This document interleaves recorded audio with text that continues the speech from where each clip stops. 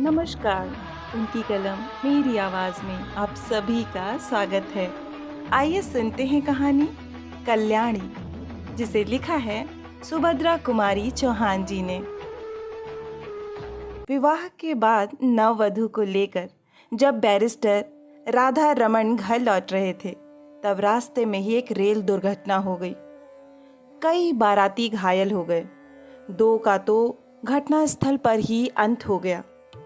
मरने वाला एक लॉ का विद्यार्थी था और दूसरे थे स्वयं बैरिस्टर राधा रमन।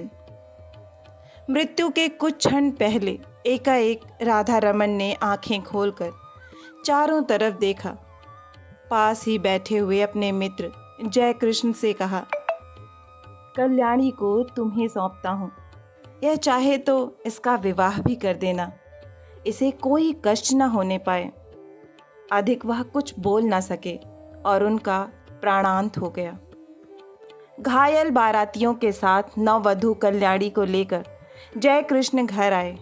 2 दिन पहले कल्याणी के सौभाग्य पर बहुतों को ईर्ष्या हुई थी। आज घर घर में उसके दुर्भाग्य की चर्चा थी। उसका मुंह देखना तो दूर, सौभाग्यवती स्त्रियां उसकी छाया से भी डरती थीं। वे सोचती, यह स्त्री कितनी अभागी है कि इसके परिवार में तो कोई था ही नहीं। विवाह का कंगन भी ना छूट पाया था और वैधव्य मुंह बाए निगल जाने को खड़ा हो गया। वरना क्या उसी दिन उसी ट्रेन में रेल दुर्घटना होनी थी। कुछ भी हो, घर घर बड़ी बूढ़ी स्त्रियों में यही चर्चा थी कि यह अपने सत्यानाशी पैरों से जिस घर जाएगी, उसी घर में कोई दिया जलाने वाला ना रह जाएगा। धीरे धीरे यह बात जय कृष्ण की पत्नी मालती ने भी सुनी। पति और संतान के लिए हिंदू नारी क्या नहीं कर सकती। उसके कल्याण के लिए अपना तन मन सभी कुछ निछावर कर सकती है प्रसन्नता से, और जिस बात में उनके किंचित मात्र भी अहित की शंका होती है, वह काम हिंदू नारी कभी कर ही नहीं सकती। मालती का जी अंदर ही अंदर घबरा उठा।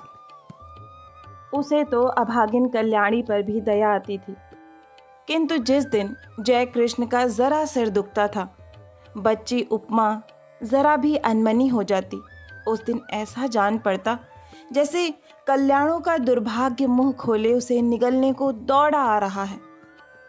पर उपमा को यह अपनी चाची कल्याणी बहुत अच्छी लगती थी।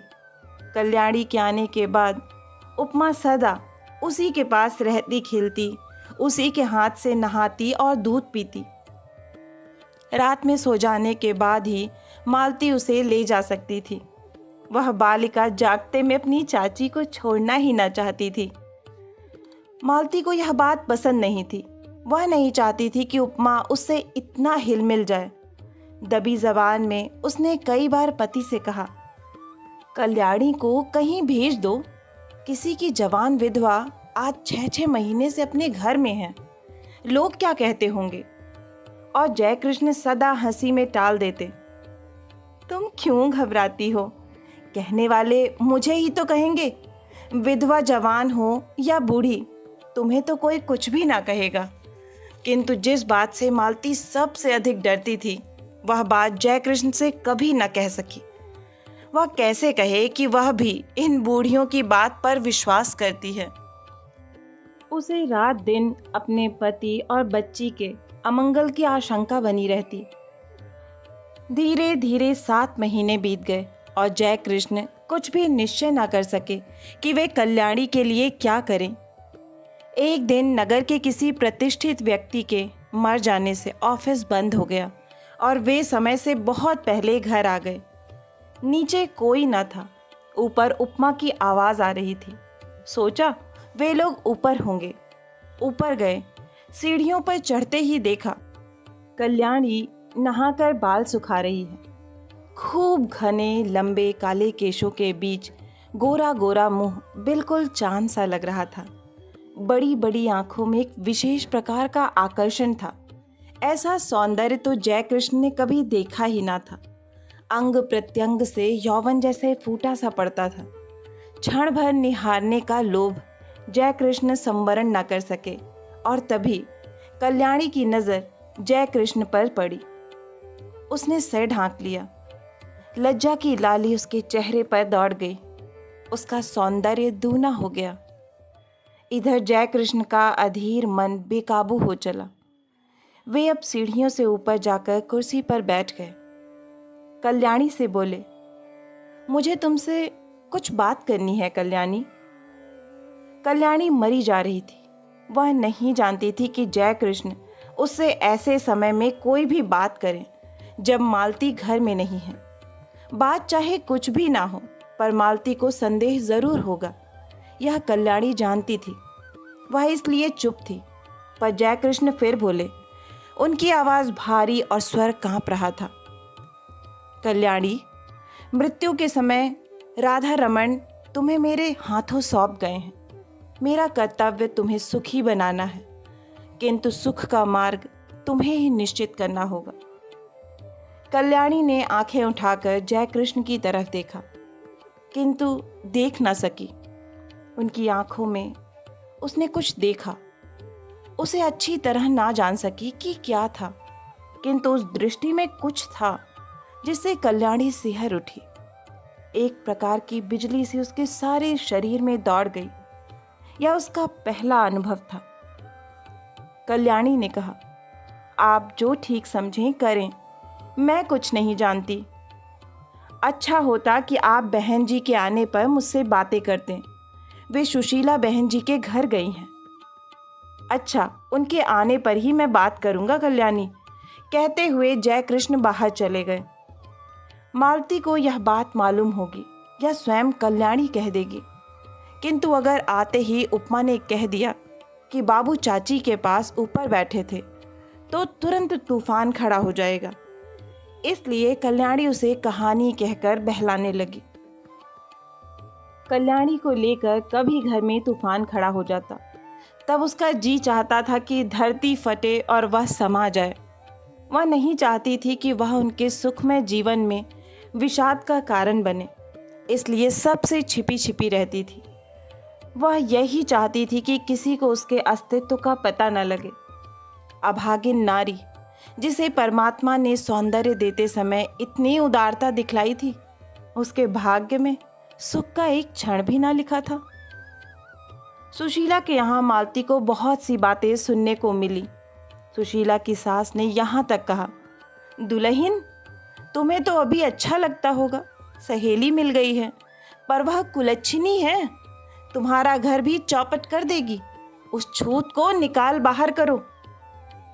मालती निश्चय करके लौटी थी कि आज वह जय कृष्ण से जरूर कहेगी कि अब वह कल्याणी को अपने घर में ना रख सकेगी। बहुत दिन रह चुकी। लौटते ही उसने देखा कि जय कृष्ण कमरे में लेटे अखबार पढ़ रहे हैं। उसने अंदर आकर घंटी की बटन दबा दी। उपमा सो गई थी। कल्याणी नीचे आई। मालती ने उसे चाय तैयार करने को कहा। सोचा चाय पीने के बाद कहूँगी, किंतु रहा न गया। दफ्तर पहुंची। जय कृष्ण ने अखबार रख दिया। पत्नी का वे बहुत आदर करते थे। मालती पास जाकर बैठ गई। बोली, मैं अभी सुशीला के घर गई थी। सब लोग इस बात से बहुत असंतुष्ट हैं कि हम लोग कल्याणी को अपने घर में रखे हुए हैं। वे लोग कहते हैं कि उसे कहीं और भेज देना चाहिए। जय कृष्ण की भ्रिकुटी टेढ़ी हो गई। उन्होंने कहा, तो जाकर उसे हाथ पकड़कर निकाल दो। उनके स्वर में रूखापन था। उन्होंने करवट बदल ली। मालती चुपचाप चली गई। उसने सोचा, जान पड़ता है कि यह जीवन भर के लिए यहाँ आई है। कल्याणी चाय तैयार करके चाय की मेज पर सजाकर ऊपर चली गई। चाय पीते पीते जय कृष्ण ने पत्नी से कहा, जिसे ईश्वर ने ही कष्ट देने में कोई कसर नहीं की, उसे हम और क्या कष्ट दें। मरते समय राधा रमन उसे मेरे हाथों सौंप गए हैं। कुछ दिन और बीत जाने दो। 1 साल के बाद वह जो चाहेगी वही कर देंगे। पढ़ना चाहती है तो वहाँ भेज दूंगा। चाहेगी तो उसका पुनर्विवाह भी कर सकते हैं, पर वह मुझे या तुम्हारी बच्ची को नहीं खा सकती। बेफिक्र रहो। लोग कहते हैं, बकने दो। दुनिया में हर किसी को प्रसन्न रखने की कोशिश करने वाला किसी को भी प्रसन्न नहीं रख सकता। मालती बोली, मैं यह नहीं कहती कि उसे आज ही कहीं भेज दो, पर 15 दिन बाद मुझे माँ के घर जाना पड़ेगा। मेरी भतीजी का ब्याह है। कल्याणी यहाँ अकेली रहेगी? जय कृष्ण बोले, अकेली क्यों रहेगी, उसे भी साथ ले जाना। मालती ने उत्तर दिया, साथ कैसे ले जाऊंगी? सगुन साइत के दिन लड़की पर इसकी छाया पड़ी तो? लोग तो बड़ी बूढ़ी विधवा की छाया से भी हल्दी चढ़ी लड़की को बचाते हैं। फिर जान ना पहचान ऐसी स्त्री को जबरदस्ती उनका मेहमान क्यों बनाऊं? उन्हें अच्छा न लगे तो? जय कृष्ण खींच कर बोले, तो फिर कल्याणी यहीं रहेगी। बुधिया की माँ को दिन भर रहने को कह देना, उसे कुछ और पैसे दे दिए जाएंगे। ना चाहते हुए भी आखिर एक दिन कल्याणी को घर में अकेली छोड़कर मालती को जाना पड़ा। जाते समय बुधिया की माँ को उसने अच्छी तरह समझा दिया कि बाबूजी को खाना वही परोसेंगी। कल्याणी से भी कह दिया था वह बाबूजी से जैसा पर्दा करती हैं वैसे ही करती रहें और बुधिया की माँ रात दिन यहीं रहे। मालती चली गई। अब जय कृष्ण प्रायः देर से जाते और जल्दी लौट आते। कभी कभी वे दफ्तर जाते ही नहीं। यह बात ध्यान देकर कल्याणी ने देखी। बुधिया की माँ जो चौकीदार पर नियुक्त थी वह कुछ समझ न सकी। पहले ही दिन खाना परोसने गई थी। कृष्ण की एक डांट लगते ही लौटकर बोली, बहू तुम ही परोसो, मुझसे ना बनेगा, बाबूजी खुनसात हैं। कल्याणी को खाना परोसकर खिलाना ही पड़ा। यही तो जय कृष्ण चाहते थे। खाना खाते खाते जय कृष्ण बोले, कल्याणी तुमने अपने भविष्य के विषय में क्या निश्चित किया है, कुछ कहोगी? कल्याणी संकोच के साथ बोली, मैं क्या निश्चय करने लायक हूँ, मुझे दुनिया का अनुभव ही क्या है। गांव में विधवा मौसी के साथ रहती थी। एक दिन वही सुना कि मेरा विवाह होने वाला है। किससे होने वाला है नहीं जानती थी। फिर आप लोग ब्याहने आए और जो कुछ हुआ सब आपके सामने है। तब से आपके ही आश्रय में हूँ। आपको छोड़कर, आपके इस घर को छोड़कर कहीं कोई मेरा अपना नहीं है। सुना है विधवा मौसी भी अब इस संसार में नहीं है। फिर मैं क्या निश्चय करूं, आप ही कहिए। जय कृष्ण बोले, शादी होना ना होना दोनों बराबर है। पति की तुमने अच्छी तरह शायद शक्ल भी ना देखी होगी। पुनर्विवाह करना चाहोगी? कल्याणी बोली, पुनर्विवाह? विवाह से सुख मिलने वाला होता तो मेरे पति उसी दिन रेल से कटकर ना मर जाते। कहकर ठंडी सांस ली। जय कृष्ण ने कहा, तुम्हारा यह ख्याल गलत है कल्याणी। जो कुछ होना होता है होकर ही रहता है। इसमें ना तुम्हारा दोष है ना तुम्हारे भाग्य का। मेरा तो विश्वास है कि जिस ईश्वर ने तुम्हें इतना रूप दिया है वह सुख भी देगा। हाँ, मार्ग तुम्हें स्वयं निश्चित करना है। तुम चाहो तो मैं तुम्हें पढ़ने के लिए किसी पाठशाला में भेज दूं। कल्याणी को हंसी आ गई। बोली, अब मैं बूढ़ी होने जा रही हूँ, छोटी छोटी लड़कियों के साथ बैठकर कैसे पढ़ूंगी? और पढ़ना आएगा भी मुझे? मैं तो निरी मूर्ख हूँ। यह हंसी न थी, बिजली कौन गई थी। जय कृष्ण ने कल्याणी को आज तक कभी हंसते न देखा था। वे सिर से पैर तक सिहर उठे। बहुत संभल कर बोले, कोशिश करने से सब कुछ आता है कल्याणी। फिर भी तुम खूब सोच विचार कर मुझसे शाम को अपना निश्चय कहना। शाम को भोजन के बाद रात को बहुत देर तक कल्याणी और जय कृष्ण बातें करते रहे। पहरे पर नियुक्त बुढ़िया पड़ी हुई खर्राटे भर रही थी। कल्याणी ने कहा, पति को मैं प्रेम ना कर सकी क्योंकि संयोग और वियोग में केवल 2 ही दिन का तो अंतर था। हाँ, दया भाव से ही प्रेरित होकर उन्होंने मेरा पाणी ग्रहण किया था, इसलिए उन पर मेरी अपार श्रद्धा पहले से ही थी। वह अब भी है, किंतु प्रेम से तो मेरा प्रथम परिचय उसी दिन हुआ जिस दिन आप सीढ़ियों पर चुपचाप खड़े थे। आप विश्वास मानिए कि आपको मैं जितने श्रद्धा भाव से देखती हूँ उतना ही आपसे प्रेम भी करने लगी हूँ। फिर भी आपके साथ मेरा पुनर्विवाह असंभव है। क्यों कल्याणी, तुम्हें आपत्ति क्या है? भर्राई हुई आवाज में जयकृष्ण ने पूछा और कल्याणी के हाथ अपने हाथ में ले लिए। कल्याणी ने तुरंत अपना हाथ छुड़ा लिया और संदिग्ध दृष्टि से जयकृष्ण की ओर देखा। जयकृष्ण को अपनी भूल मालूम हो गई। दोनों कानों में हाथ लगाकर बोले, भूल स्वीकार करता हूँ, अब कभी ना होगी। फिर कुछ रुक कर कहा, कल्याणी, तुम मुझसे कभी ना डरना। तुम्हारी इच्छा के विरुद्ध मैं तुम्हें कभी ना छूऊंगा। पर यह बताओ कि जब पुनर्विवाह करने में तुम्हें कोई आपत्ति नहीं है और तुम मुझसे प्रेम भी करती हो, तब तुम्हारा पुनर्विवाह मेरे साथ क्यों असंभव है? असंभव इसलिए है कि आप विवाहित हैं, कल्याणी ने निश्चय के स्वर में कहा। जयकृष्ण ने कहा, पर हिंदू शास्त्र के अनुसार एक पुरुष कई विवाह कर सकता है। फिर तुम वह सौभाग्य मुझे ही क्यों नहीं दान करती जो किसी दूसरे को मिलने वाला है? छी छी, कल्याणी बोली, आप क्या समझते हैं कि मैं किसी और से विवाह करूंगी? यह कभी ना होगा। मैंने एक बार जिससे प्रेम किया उसी से प्रेम करती हुई मिट जाऊंगी। हिंदू नारी प्रेम करना जानती है, वह प्रेम का प्रतिदान नहीं चाहती। मैंने प्रेम किया, करती रहूंगी। यह बात दूसरी है कि प्रेम की प्रतिमा तक मेरी पहुंच ना हो सकेगी, और यह तो अपना अपना भाग्य है। कहती हुई एक दीर्घ निश्वास के साथ कल्याणी ने जयकृष्ण की ओर देखा। जयकृष्ण ने कहा, कल्याणी, तुम अपना ही अपना देखोगी या मेरा कुछ ख्याल करोगी? मैं पागल हो जाऊंगा।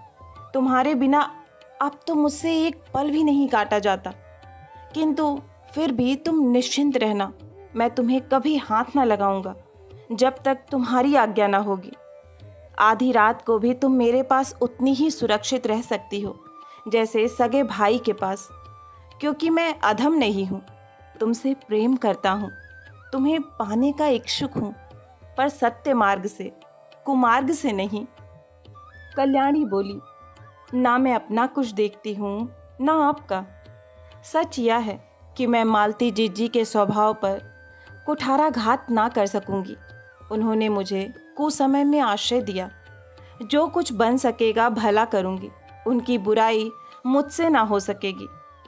उनके भले के लिए मुझे अपना बलिदान भी करना पड़े तो सहर्ष कर दूंगी, मगर उनकी जिंदगी में कांटा बनकर ना रहूंगी।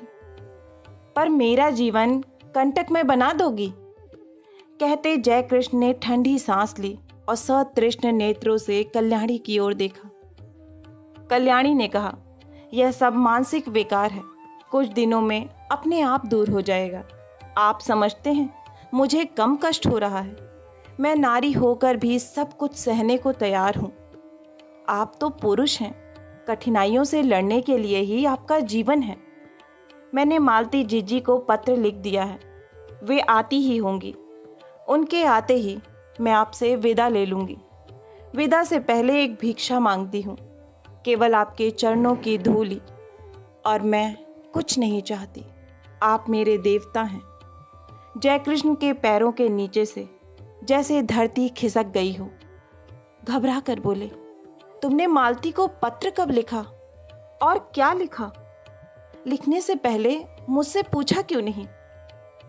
कल्याणी बोली, मैंने और कुछ नहीं लिखा, यही लिखा है कि उपमा के बिना बहुत बुरा लगता है, तुम जल्द से जल्द चली आओ। और लिखती भी क्या, किंतु आपके साथ मेरा अकेला रहना उचित नहीं। हम दोनों एक दूसरे से प्रेम करते हैं, ना जाने किस दिन क्या हो जाए, और मैं नहीं चाहती कि हमारे बीच में कोई भी ऐसी बात हो जिसे कलंक का स्वरूप दिया जा सके। जो कुछ तुमने किया ठीक ही किया कल्याणी। सो जाओ, रात बहुत हो चुकी है। और उठते हुए कल्याणी ने झुककर जयकृष्ण के पैरों को माथे से लगा लिया। जयकृष्ण बहुत उद्विग्न थे। कल्याणी ने ऊपर जाकर दरवाज़ा बंद कर लिए। जय कृष्ण खाट पर पड़े करवटें बदलते रहे। उन्हें नींद ना आई। दूसरे ही दिन मालती दोपहर की ट्रेन से आ पहुंची। दफ्तर से लौटते ही जय कृष्ण ने देखा उपमा खेल रही है। रात भर सो ना सकने के कारण उनका चेहरा उतरा हुआ था। मालती ने देखते ही पूछा, क्या तबीयत खराब थी? क्या हुआ? जय कृष्ण ने कहा, कुछ नहीं, सिर में बहुत दर्द है। अज्ञात आशंका से मालती सिहर उठी। कल्याणी तो अभी है ना इस घर में? उसने पूछा। तुम तो अपनी बात के आगे किसी की भी नहीं सुनते। कितनी बार कहा उसे कहीं भेज दो, पर जब तुम मानो तब ना। इस तरह तुम्हारे सिर में दर्द वर्द होता है तो मैं घबरा जाती हूँ। सभी लोग कहते हैं वह अभागिन है। जय कृष्ण को दूसरा ही भय था। वे यही सोच रहे थे कि कौन जाने कल्याणी है भी कि नहीं। उसने कहा था कि मालती के आते ही वह विदा ले लेगी। विदा का अवसर कहीं आ तो नहीं गया। जय कृष्ण का हृदय धड़क रहा था। उन्होंने कहा, मैंने कल्याणी को एक पुत्रीशाला में पढ़ने के लिए भेजने का निश्चय किया है। यह बात उसे भी मंजूर होगी। ज़रा उसे बुलाओ तो। मालती को इस बात से बड़ी शांति मिली। कल्याणी यहाँ से चली भर जाए, कहीं भी जाए, इसकी उसे चिंता न थी। उसने घंटी बजाई, पर कोई ऊपर से ना आया। तब उपमा को बुलाकर कहा, जा ऊपर से अपनी चाची को बुला ला। उपमा ने कहा, चाची ऊपर नहीं है। घबराकर मालती ने ऊपर नीचे सभी कमरे खोज डाले। कल्याणी का पता नहीं लगा। जय कृष्ण पागल की तरह दौड़कर ऊपर गए। कल्याणी के बिस्तर पर उसके गहनों की पेटी रखी थी। उसके नीचे एक पत्र लिखा था, जाती हूँ। अपनी उपस्थिति से आप लोगों को जो कष्ट दिया या मुझसे जो अपराध हुए उनके लिए क्षमा कीजिएगा।